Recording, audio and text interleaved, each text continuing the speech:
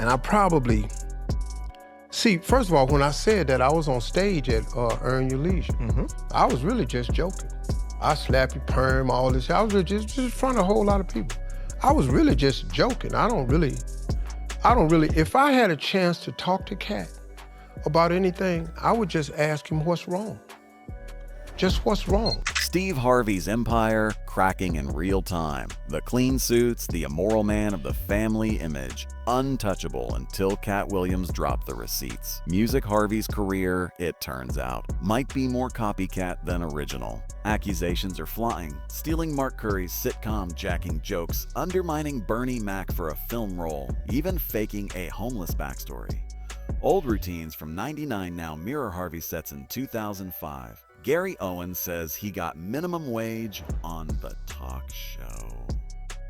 That 2017 memo telling staff to keep their distance resurfaces, and whispers circulate. Jim Carr's warning about Hollywood's gatekeepers suddenly feels real. Harvey's silence? Not Zen, it's containment. Music What Explodes Next could shift the whole comedy hierarchy. Of people who become victims of circumstances that they create. You on here talking about me. I didn't talk about you. If you want to sit down, I'll sit down. Man, I'll sit down with anybody. I promise you I will, man. I'm that big a man now. You know, now 30 years ago, I'd have found you. With purpose. Yeah. But not no more, man. The silence from Harvey's camp, less a calm and more a scramble.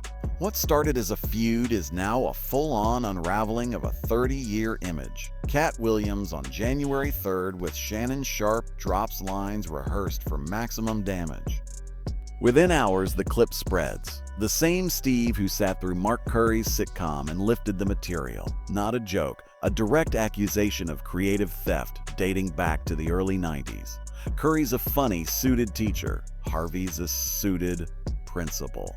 Insiders aren't shocked by the claim, but by how fast the dots connected. Suddenly, old comedy circles look less like brotherhood and more like quiet resentment, ready to snap.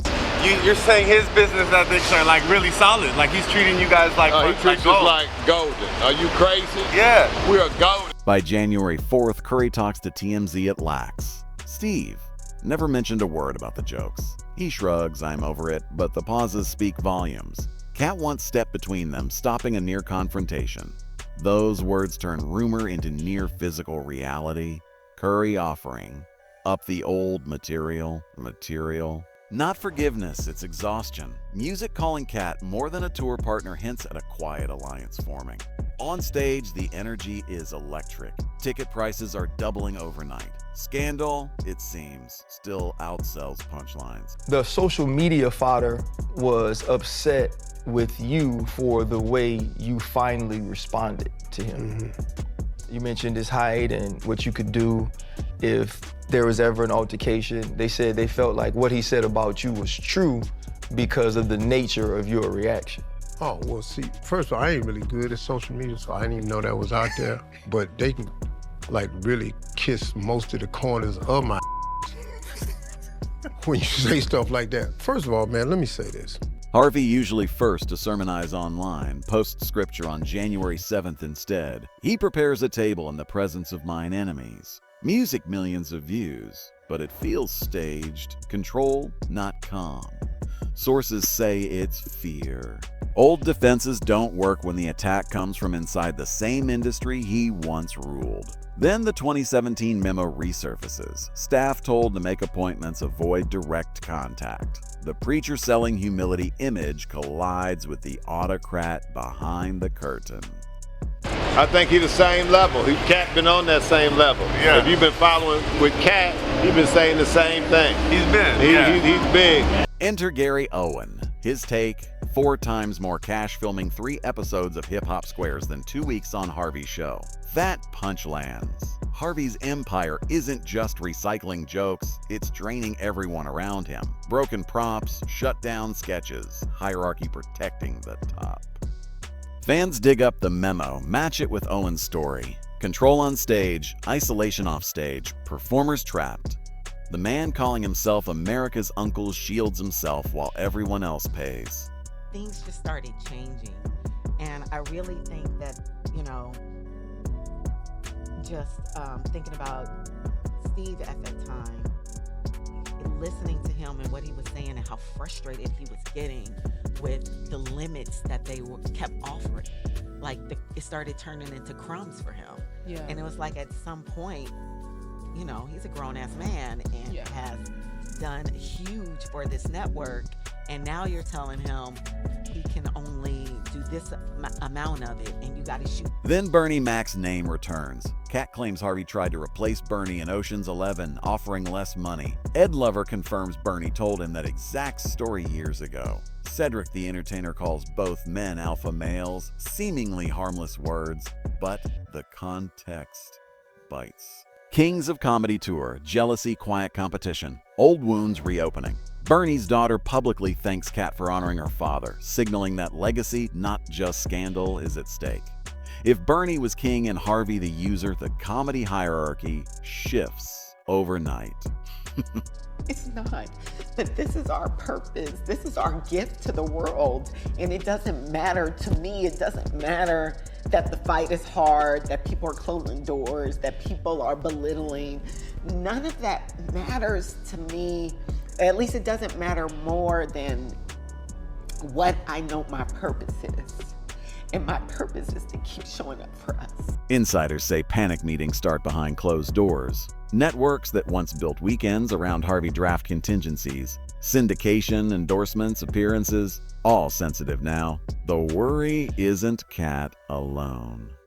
Harvey's origin story. The homeless backstory, Ford Tempo, gas station of Bob suddenly looks convenient. Katt calls it fabrication, even naming pay scales. $15 a week, 5 shows, no sleeping in cars. If true, the myth collapses. Jim Carr's theory about Hollywood avatars, manufactured personalities by gatekeepers, starts feeling like a blueprint for Harvey. Built, programmed, untouchable. As a facilitator, as a vessel, my job is easy. Like I can stay committed because I'm only representing authenticity and I am showing that as well. So it's not very difficult to walk the walk and talk the talk. Fans defend Harvey online, calling it jealousy. But the energy shifted. Old interviews where he tells Curry to grow up now read like projection. Internet sleuths sync 1999 Curry Halloween routines with Harvey's 2005 national performance.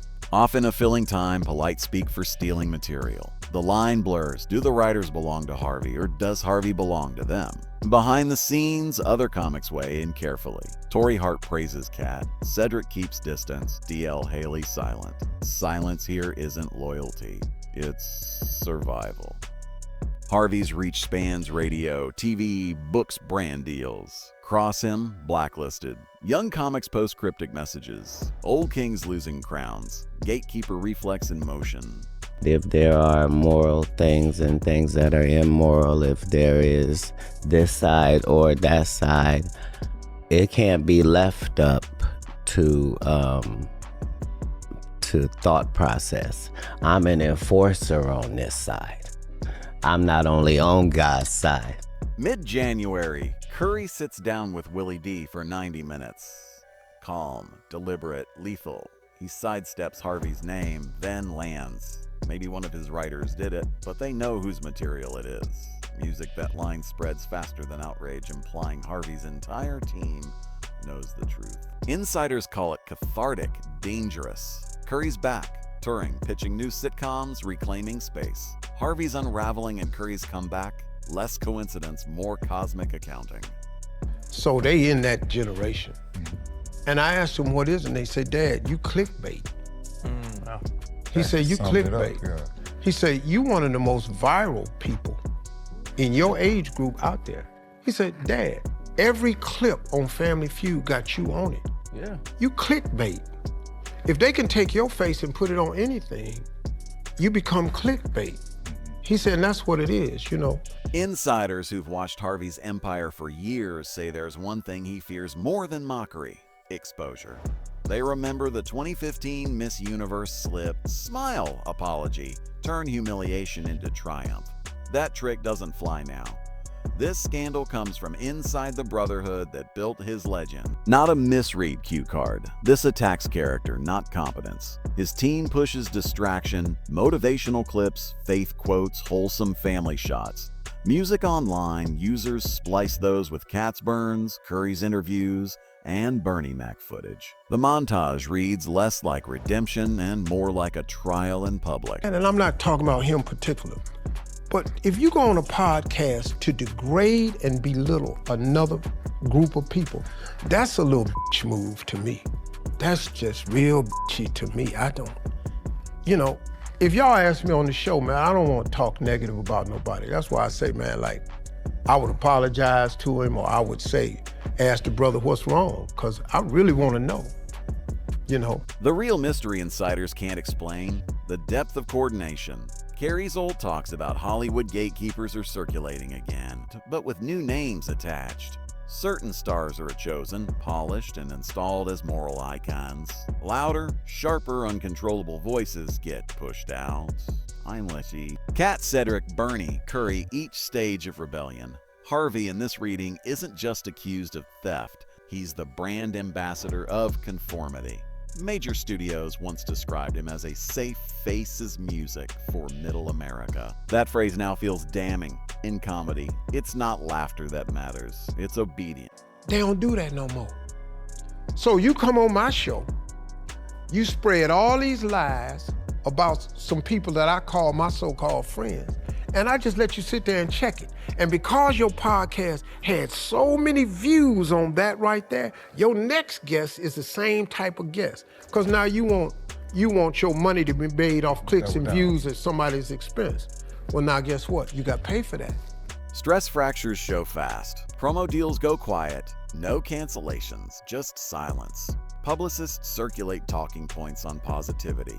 A 2017 LA producer says the culture around Harvey was church meets dictatorship. Smiles everywhere, comfort nowhere. The memo warning staff to not approach me unless invited reads now like a confession. The accessible public Steve, always performance. Behind locked doors lives someone else. If Carrey's avatar theory holds, Harvey's rise from hustler to guru wasn't evolution. It was engineered. Control obsession is everywhere. The polished hairline in the late 90s, the rags to riches a story, the preacher tone versus comics calling him a thief. Every Steve Harvey version existed for purpose, not person. The silence is terrifying, not absence of words, but absence of ownership. When the man built on perfection stops speaking, people start digging. What they find may not just end a career, it could expose the system that built it.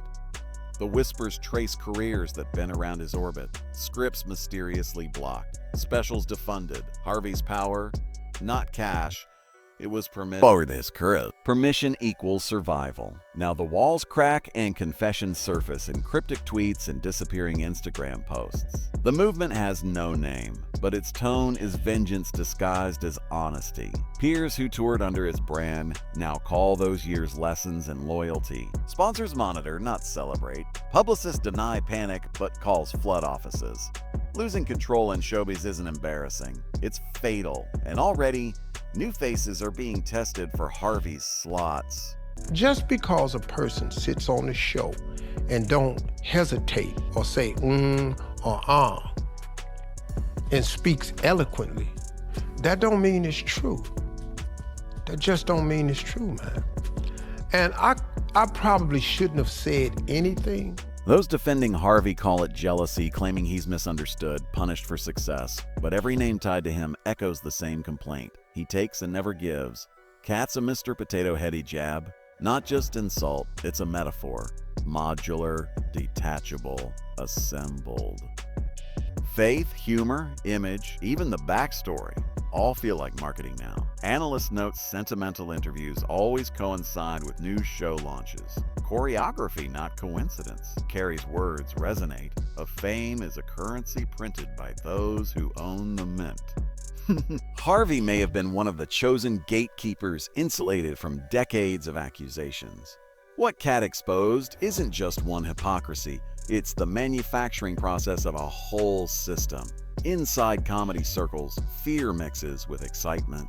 Some call it karmic correction, others professional self-sabotage. Club owners shift to raw stand-up talent. Younger comics reclaim lineage by posting Curry and Bernie footage. One insider calls it the rebellion of the originals, a silent revolt against manufactured icons. And Katt? He keeps performing selling out nights, ignoring pleas to ease up. Sources say, this isn't revenge, it's ritual. Comedy's pretenders are being burned down, monologue by monologue, and audiences can't look away as the curtain smokes. Because once you put it out in the universe that I want clicks and views, the universe does not differentiate. It just gives you clicks and views. So now, here they come the rest of them. And now you got clicks and views. My question to that, though, is, there was the podcast. Harvey's story bleeds into culture. The self-made myth, preaching integrity, polished motivational reels, all feel counterfeit now. Fans question other paragons built by the same system. How many family men were manufactured for syndication? Music redemption stories scripted for ads? Faith and marketing blur. Carrey's avatar theory hits differently. Maybe Harvey wasn't just faking holiness. Maybe he was chosen because holiness sells. Can audiences still laugh with someone they no longer believe exists? Machine keeps running. Shows air. Harvey preaches gratitude. But the tone is brittle. Laughter rehearsed. Pauses too long. Eyes fixated behind cameras. Insiders say the damage is irreversible. Public forgiveness won't rebuild trust. It mutates. Performance fatigue sets in. Every smile labor, every sermon cut. He speaks to the audience, but insiders say, music, he's really begging the mirror. The empire isn't fallen. It's haunted. When the mask slips, the truth underneath could rewrite everything. And if Harvey is just one example, who else has been playing a role, waiting for their script to fail? Gatekeepers are the audience keeping them in power every time we tune in and believe the myth. Drop your thoughts. Whose side are you on? And who really built the empire now collapsing in plain sight?